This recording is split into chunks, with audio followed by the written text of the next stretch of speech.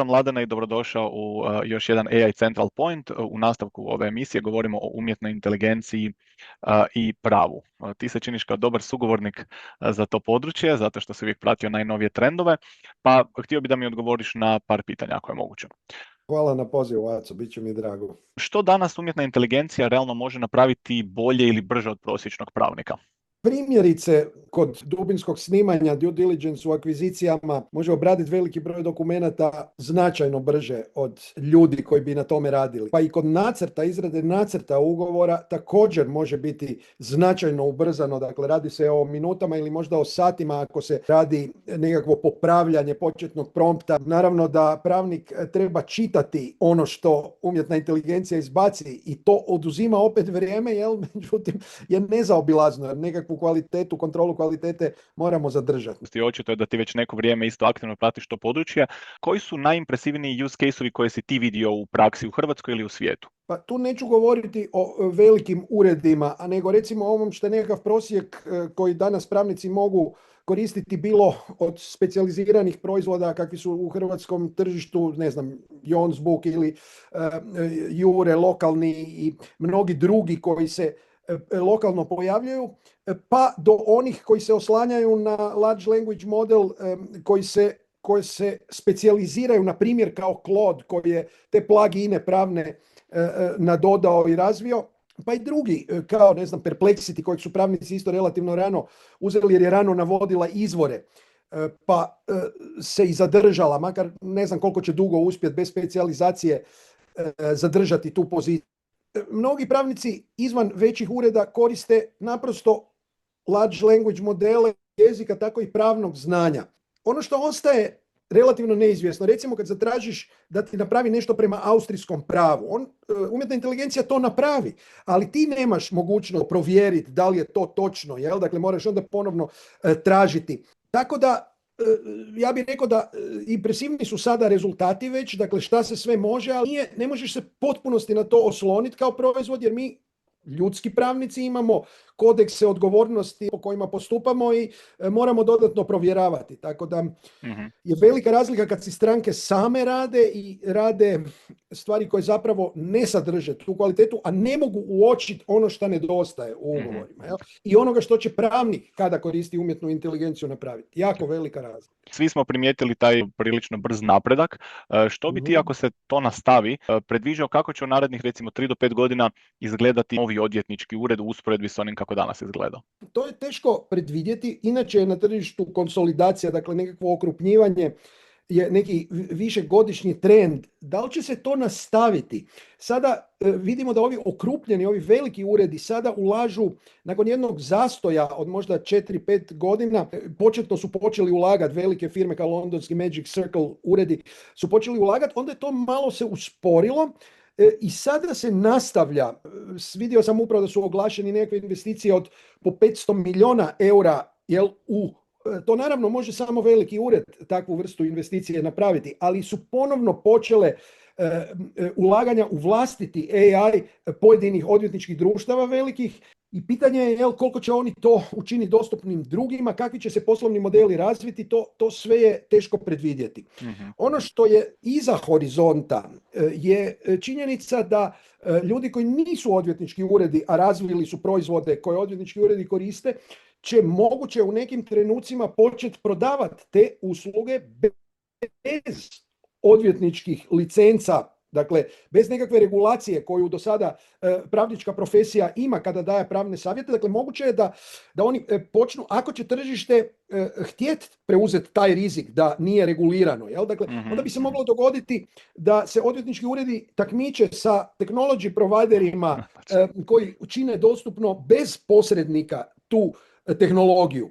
Kako će to izgledati, kako će se to poboljšati kroz 3 do 5 godina, teško je znat, ali je gotovo sigurno da će se poboljšati značajno, zato jer su, ako gledamo sadašnji tempo razvoja, pogotovo možda u zadnje 2 godine kad se taj razvoj u smjeru povećane kvalitete i pouzdanosti ubrzao, to bi moglo se nastaviti. Hoće li umjetna inteligencija smanjiti cijenu pravnih usluga ili će jednostavno najbolji odvjetnici uz umjetnu inteligenciju postati još jači, brži i moćniji? Ja mislim da je odgovor da će se jedno i drugo dogoditi u različitim tržišnim segmentima.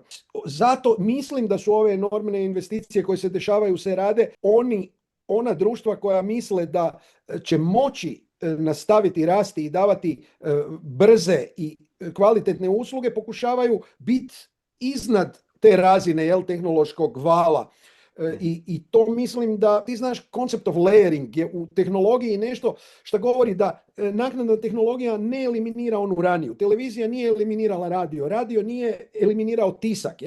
Tako nešto se dešava i sa tehnologijama, pa i u društvenom kontekstu. Tako da za očekivati je da će mnogi modeli ostati, ali će se njihova priroda i njihov utjecaj mijenjati, kao što su se mijenjali upravo recimo ovih tehnologija koje sam rekao. Radio nije danas isto što je bio prije 85 ili 90 godina, ne? I ima drugačije se ponaša kao medij danas, ne? Ili u odnosu na prije 20 godina, se ponaša različito.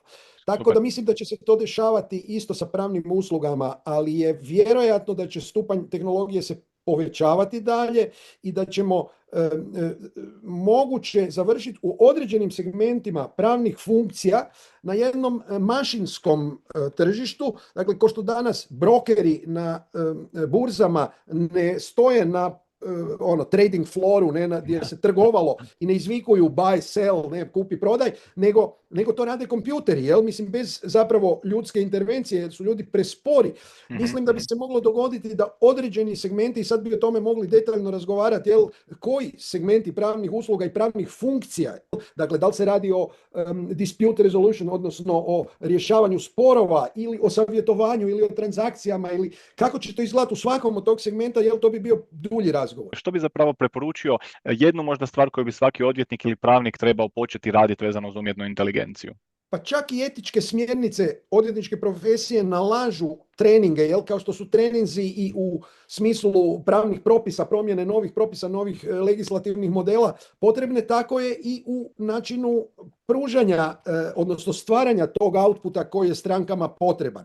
Tako da danas bi se moglo reći da doista su i odvjetničke komore i tržišni standardi nalažu upoznavanje sa umjetnom inteligencijom. Mislim da nema tog segmenta odvjetništva koji to može predugo odgađati s obzirom na takvu brzinu. Sa moje strane mogu reći da mi je bilo zanimljivo vidjeti da sam upravo sa nekim odvjetničkim uredima surađivao već prije 2 ili 3 godine na nekim prvim edukacijama o umjetnoj inteligenciji i da su neki od njih dosta brzo uskočili na taj vlak. Kako misliš da će umjetna inteligencija utjecati na pravo? Pa teško je predvidjeti, zato jer ima više silnica koje se tu odnose. Međutim, pravo donekle može se reći da može imati veliku korist od pomoći umjetne inteligencije u smislu konzistentnosti, brzine. To su sve silnice koje danas smanjuju učinkovitost prava u modernim uvjetima društvenima.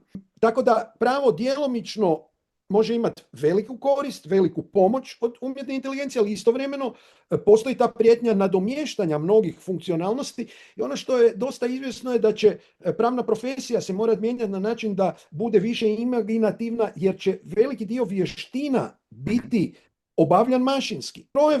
Strojevi će preuzeti ovaj dio u kojem pravnici svoje vještine stavljaju na raspolaganju strankama. A rješenja modela koji se nude je nešto gdje ljudska imaginacija za sada je teže nadomjestiva. Tako da bi pravnicima bilo korisno da počinju razmišljati u tim parametrima. Da, mislim da će to opet ostati prostora samo za one najbolje i najkreativnije, ne? Ali recimo mene isto zanima, to smo spominjali, kad umjetna inteligencija krene pisati zakone nekakvih država, ne? I poslagivati ih tako da nemaju nekakve loopholes i tako dalje, ili s druge strane kad krene tražiti greške u postojećim zakonima, neke nekonzistentnosti i tako dalje. Tu se isto čini mi se može jako puno napraviti. Da, apsolutno. Moje je rano predviđanje bilo i studentima kada predajem, ja ističem to da nije pitanje koje alate ćemo mi sutra koristiti, nego šta ćemo preko sutra, kako ćemo regulirati zakonodavnu djelatnost umjetne inteligencije. I gdje će tada biti human in the loop i ko će to biti? Hoće li biti političar ili će biti, ne znam, ekspert ovog ili onog područja? To je potpuno neizvjesno, jer mi ta rješenja nismo do sada prodiskutirali dovoljno, niti smo ih otvorili, a zapravo trebamo već odgovore. Tako da smo tu u jednom raskoraku. A taj raskorak će se i povećavati. Mladene, puno ti hvala na tvome vremenu i nadam se da ćemo nastaviti razgovarati o svim ovim temama i u budućnosti. Hvala ti, sasvim sigurno će biti prilike, veselim se. Hvala.